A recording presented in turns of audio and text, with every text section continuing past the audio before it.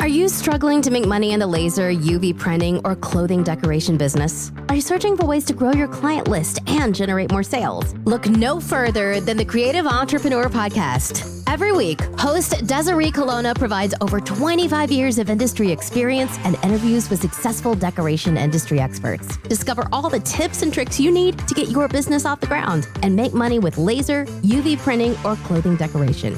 Everything you need to succeed. Hello, everyone. This is Desiree Colonna, and today we're going to be talking about your competition. So, do you really think that you have competition? That's my question to you. And if you say yes, you're right. And if you say no, you're right too. So, which one is it, Desiree? Is it yes or no? Well, I hate to tell you this, but it's a little bit of both. You do have competition out there in that people are using the same tools and offering the same services that you do, but you don't in the fact that everybody is doing it differently.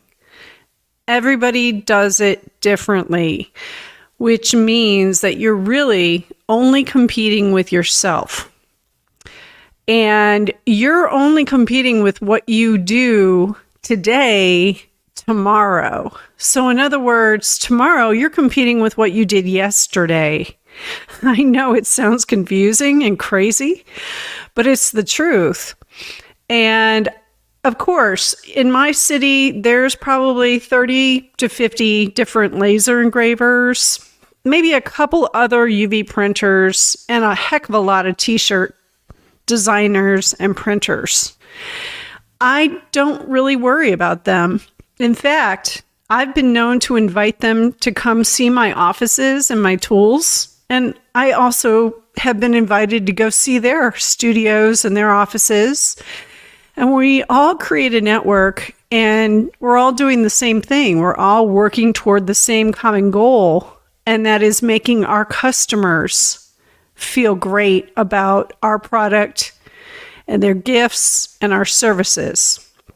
The things that we make for them to give to others or to wear to a corporate meeting or to a family event.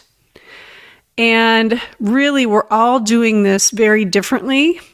Some people may specialize in three-dimensional t-shirts. They use like the Puff logos, the Puff HTV, and they love to do that. Where somebody else might be using direct-to-film, and their t-shirts are going to look a lot different, more colorful. And then there's also folks that use vinyl and layered vinyl. So everybody does this a little bit differently. I tend to use a lot of bright colors. And that's what I love. I love flowers and colors and things that are really colorful. And when I print my UV print on my laser cut items, that sets me apart because UV printing and laser, to me, they go together like peanut butter and jelly. I'll actually be giving a talk on that at the Awards and Personalization Association trade show in February. So everybody does things differently. Do I look at my competition for pricing? Kind of. I look at what they're doing and what their pricing is at compared to mine to make sure that I'm not way off the mark.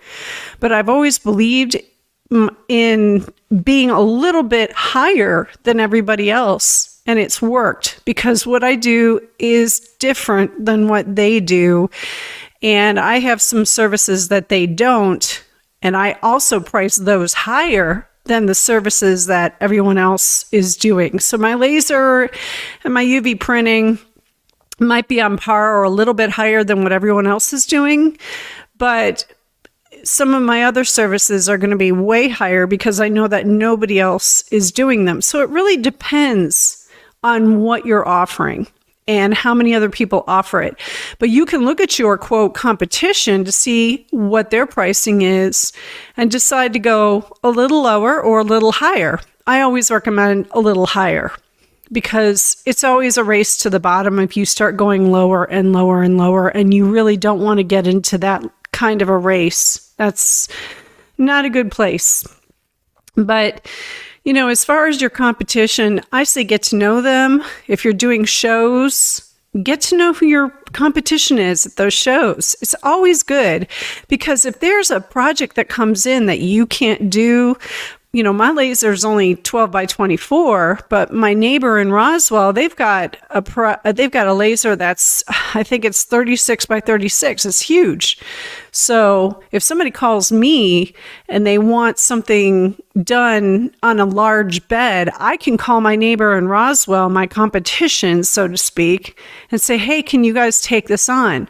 Not only does that bring me goodwill with the customer who called because I'm helping them solve their problem, but it also brings goodwill to my competition who's helping me fulfill the order, and they're happy to get that order. And I don't take anything out of it. I don't take a percentage or anything like that. I just give them the order.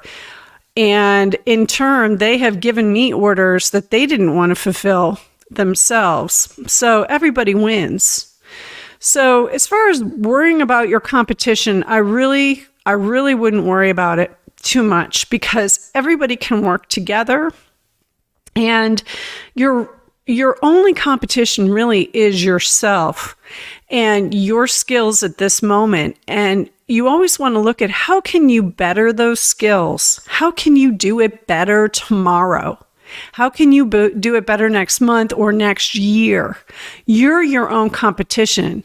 So you want to get better at what you do. You want to find different things that you can do that are going to set you apart from what you did before. And that is why I've always diversified my business. And that's another talk that I'm giving at the APA show. Talk about diversifying your products and your services and the benefits to that, because there are clear benefits there. We'll be talking about that in the future.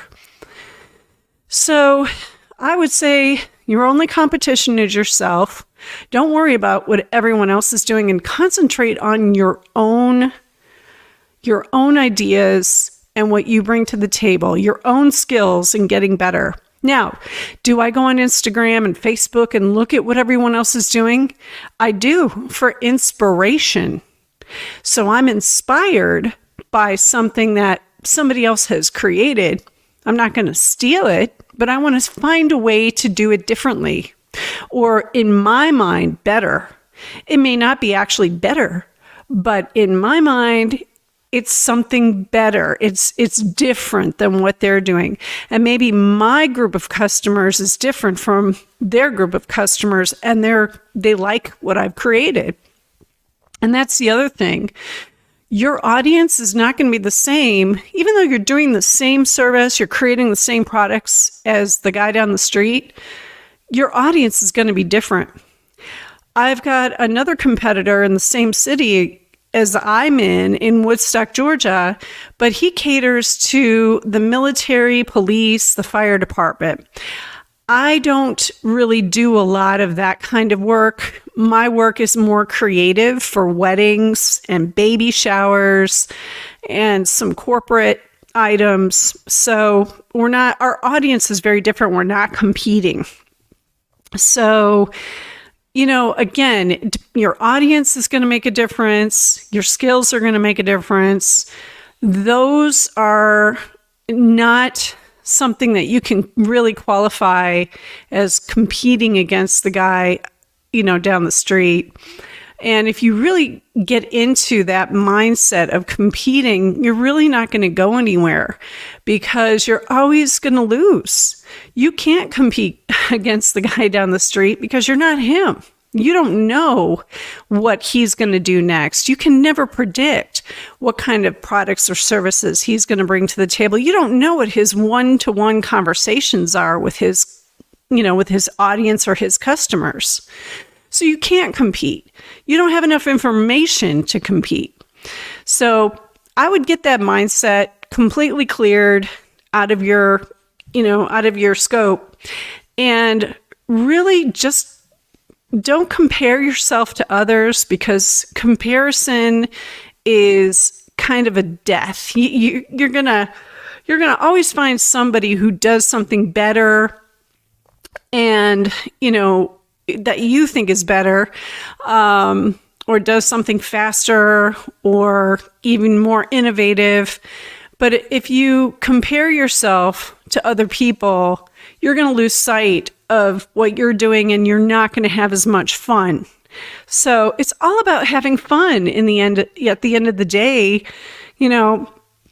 when those 8 hours have gone by that you've been in your studio and you lost track because you're having so much fun creating what you create best and getting lost in your design and your projects, that's the best feeling, to know that that time has gone by so quickly because you're enjoying yourself and you're having fun. And that's really what it's about. So don't worry about your competition. Really worry about yourself, and don't even worry. Grow. Just concentrate on growing and learning new skills. Maybe getting some new equipment, something to learn. Always be learning.